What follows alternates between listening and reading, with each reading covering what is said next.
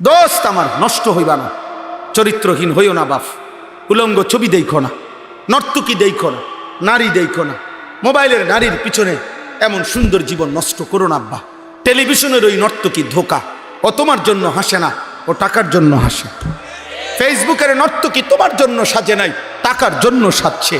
রাস্তার বেহায়া নজর নারী, বেপর্দা নারী তোমার জন্য একা সাজে নাই।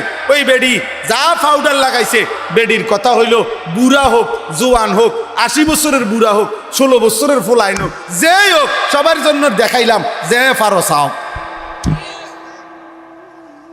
নাহলে কি, নাহলে মহিলা লিখে রাখুক যে কমপক্ষে 30-এর উপরে ব্যক্তিদের জন্য দেখা নিষিদ্ধ, এমন, অথবা আইন করুক, কিও, তাইলে বুঝাই গেল বেহুদা। আমরা কিতাবে পড়ছি যে মহিলা বেপর্দা, যে মহিলা বেপর্দা, খোদার কসম, যে মহিলা বেপর্দা পর পুরুষের সামনে নিজেকে প্রদর্শন করে বেড়ায়, সে ইচ্ছে করে নিজেকে নিজের দাম কমায়া ফেললো, নিজেকেই নিজে পুরুষের সামনে পেশ করলো। যার ভাল লাগে চাইতে থাকো, কিন্তু যে নারী ইমানদার, যে নারী চরিত্রবান, যে নারী পর্দানসীন, যে নারী ইজ্জতের কদর বোঝে, যে নারী সতীত্বের কদর বোঝে, যে নারী পর্দার কদর বোঝে, যে নারী নিজেকে আড়াল করে রাখে, তো হাজার পুরুষ তাকে খুঁজে তালাশ করে সুনির্দিষ্ট পদ্ধতিতে বিবাহের প্রস্তাব দিয়ে অভিভাবকদেরকে রাজি করাইয়া এরপরে তারে ঘরে নিতে হয়। এবুডির কথা হইলে আমনে আমরা টোয়াইয়া বার করতে হইব, আমনে আমি ফতে ফতে আড়ি না।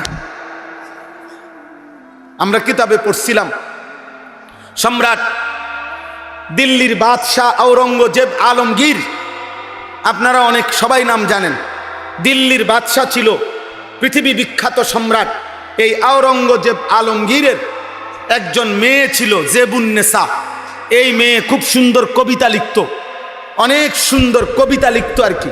তো এই কবিতায় মুগ্ধ হয়ে একবার ওনার কবিতা পড়ে এক দেশের বাদশার শাহজাদা সম্রাট আলমগীরের কাছে চিঠি পাঠাইছে যে আমি আপনার এই কন্যাকে দেখতে চাই বিবাহের উদ্দেশ্যেই।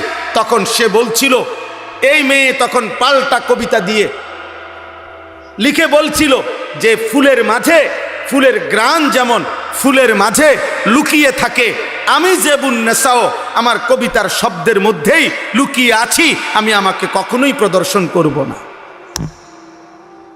অতএব এটা জরুরি বাপ, এটা ইনসাফের কথা। আল্লাহই আমাদের সব, আল্লাহই আমাদের সব। আল্লাহ আমাদেরকে বুঝ দান করেন, আল্লাহ আমাদেরকে বিবেক দান করেন, আল্লাহ আমাদেরকে আখিরাতের ফিকির দান করেন। চলেন তো বলতেছিলাম, আল্লাহ তাআলা বলেন সব মানুষ, তাহলে দুইটা কথা বলছি। এক হলো যে আল্লাহর কাছে আখিরাত তৈরি করা, হাসরের মাঠ তৈরি করা আল্লাহর জন্য লম্বা সময়ের ব্যাপার, কথা বলে না, একটা ফু। বরং বিষয়টা কি, ইসরাফিলের একটা ফু। আর দ্বিতীয় হলো আমরা প্রত্যেকেই দাঁড়াবো নিজেদের কার সাথে, পরিচিত জনদের সাথে। এবার আসেন বাকিটা শুধু তর্জমা বলি। ওয়াকালু ইয়া ওয়াইলানা হাদা ইয়াউমুদ্দিন, আল্লাহ বলেন এই দাঁড়াইয়া প্রত্যেক নাফরমান পাপী তারা বলবে, হায় আমার আফসুস, মন্দ কপাল, সত্যি সত্যি দেখি এটা আখিরাত। হেতে মনে করছে একদিন মস্কারি করি, বুঝেন না কথাটা? একদিন ভাবছিল আমরা কি করি, মস্কারি করি। ও কত কথা